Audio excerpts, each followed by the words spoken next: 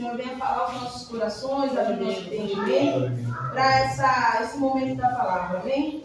Senhor Jesus, te agradecemos, Pai, aqui nessa tarde.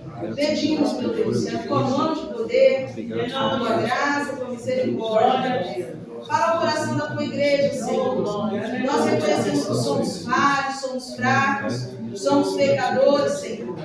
Mas que a tua misericórdia continue nos alcançando aqui neste lugar. Que venha falar, Senhor amado, continuamente a tua igreja.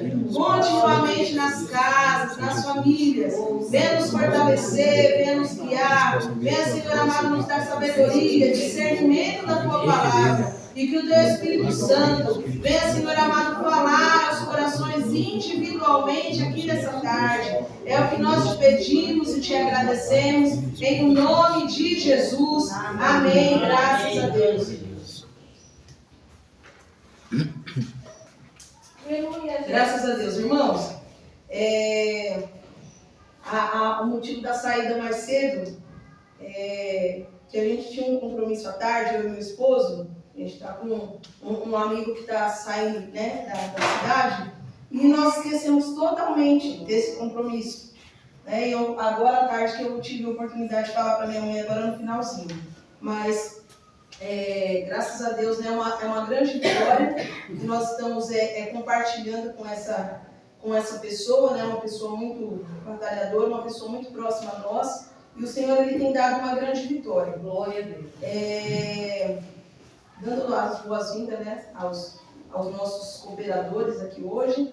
Quero trazer a palavra hoje, para quem está fazendo aí a leitura, né, anual das Escrituras. Nós já estamos algo aqui no livro de Crônicas, né?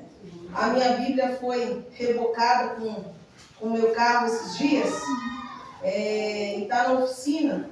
E só ontem que eu percebi que eu estava sem a minha Bíblia. Eu acho que todo mundo tem uma Bíblia preferida, né? E a minha foi junto com o carro. Mas daqui uns dias ela está de volta. Nós estamos aí fazendo a leitura das Escrituras referente todo dia, né? Quem está acompanhando aí o calendário, nós já chegamos no livro das Crônicas. E ele fala muito sobre a trajetória dos reis. E uma coisa que é muito interessante, quando nós passamos em especial no livro dos reis, que nós vemos toda a trajetória, né, dos reis, dos príncipes e da genealogia, em especial de Davi. Né? Começou lá com Saul, que teve o seu filho que ficou pouco tempo reinando, mas nós olhamos para quem está acompanhando, para quem já teve a oportunidade de observar as Sagradas Escrituras e também de ver qual que é o grande diferencial de Davi, mesmo dentro das suas dificuldades, das suas fragilidades. Hoje mesmo foi o que eu e o meu esposo nós comentamos ali no nosso culto doméstico, né? Que o Davi ele teve todas as fragilidades, as fraquezas, pecados até muito maiores do que a gente é capaz, né? Porque muitas vezes a gente fala, não, o pecado é tal coisa, porque aos nossos olhos é muito grande, né? O pecado é quem rouba, o pecado é quem mata, o pecado é quem... Eu não estou fumando, eu não estou indo para fazendo tal coisa. Mas quando nós observamos que alguns reis, eles foram tirados do seu posto de comando, ou eles saíram da vontade de Deus, justamente porque eles olharam para o próprio espelho e eles achavam que eles eram autossuficientes. E quantos de nós não caímos exatamente nesse mesmo pecado?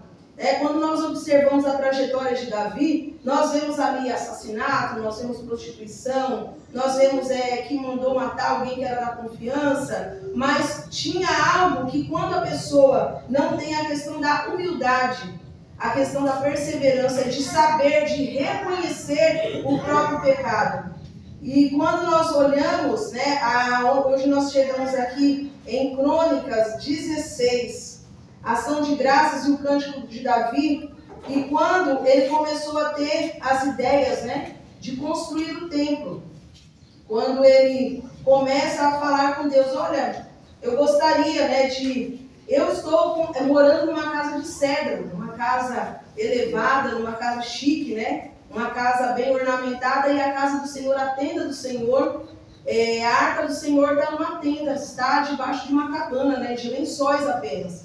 E nós observamos que todas essas pessoas que elas foram colocadas no trono de Jerusalém, ali no trono, né, de Judá, para comandar o povo de Israel, eles se perderam justamente porque eles não conseguiam reconhecer os próprios pecados.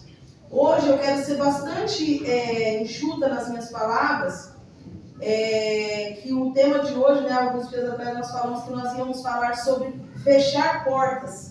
Nós precisávamos fechar portas, mas hoje o nosso tempo não vai dar para essa mensagem, mas no próximo domingo, se houver essa oportunidade, nós vamos falar sobre fechar portas. Mas hoje eu quero deixar aqui para a igreja essa mensagem, essa reflexão, e que o Espírito Santo venha falar profundamente a cada coração aqui nessa tarde.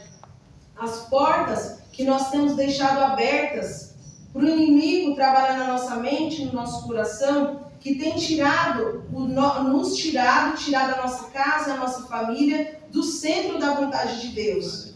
Que tem nos tirado do centro do propósito, do plano do Senhor para as nossas vidas. E quando nós falamos que a nossa vida está saindo fora dos planos do Senhor, não é apenas a nossa vida individualmente. Existe toda uma genealogia que vem depois de nós e que veio antes de nós. Né? Quantos filhos e netos, eles têm tropeçado, eles têm se perdido por uma falta de posicionamento, de direcionamento nosso. Quantos pais têm colocado toda uma geração a perder justamente porque não se posicionou na presença do Senhor? Quantos filhos de sacerdotes, netos de sacerdotes, né? Hoje nós mudamos essa nomenclatura, mas quando nós falamos de família sacerdotal, de pessoas que fazem a obra do Senhor, isso se vale para todos nós. Quantos de nós que tinham planos, né, que eram promessas de Deus, não eram falados, olha, vou fazer na sua casa, vou fazer na sua família, mas a partir do momento que nós saímos da direção de Deus, da direção do Senhor, a nossa família ela acaba se perdendo por uma falta de posicionamento nosso, uma falta de reconhecimento dos nossos próprios pecados, da nossa própria fragilidade em reconhecer o nosso pecado, o nosso erro, porque muitos, aqui quando nós vamos lendo as escrituras aqui em 1 Crônicas 18 está registrado as diversas vitórias de Davi. E quando nós olhamos as diversas vitórias de Davi, uma delas ele venceu a reis, ele venceu a povos, ele conquistou tantos espaços territoriais, mas acima de tudo ele venceu a si mesmo.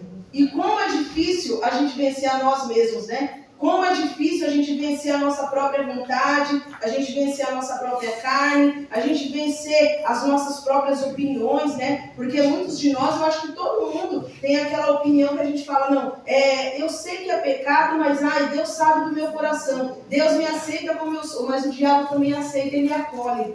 Né? Aquele erro que você tem como estimação, e a gente muitas vezes não quer abrir mão, né, de ser daquela opinião, porque eu sou de opinião, porque eu tenho a sua opinião e eu não vou mudar, porque eu nasci assim. Mas o Espírito Santo, quando ele entra na nossa vida e quando nós aceitamos a Jesus como nosso único e suficiente Salvador, o objetivo é o quê? Que o Senhor ele tome as rédeas da nossa vida, as rédeas da nossa opinião, as rédeas do nosso caráter, né, que ele molde o nosso caráter. E muitas vezes a gente fala, Senhor, olha, transforma a minha estrutura, reforma a minha estrutura. Mas o Senhor, muitas vezes, em muitos de nós, o Senhor não precisa reformar, né? Eu não sei se algumas pessoas aqui já tiveram a oportunidade de construir ou de reformar uma casa. E assim, reformar é mais difícil do que fazer uma casa. Então, quando nós formos falar com o Senhor genuinamente, que nós tenhamos a capacidade de falar, Senhor, refaça a minha estrutura, porque muitas vezes a gente passa uma tinta naquela parede que está toda trincada, cheia de infiltrações, o nosso caráter que está todo cheio de coisas erradas, de coisas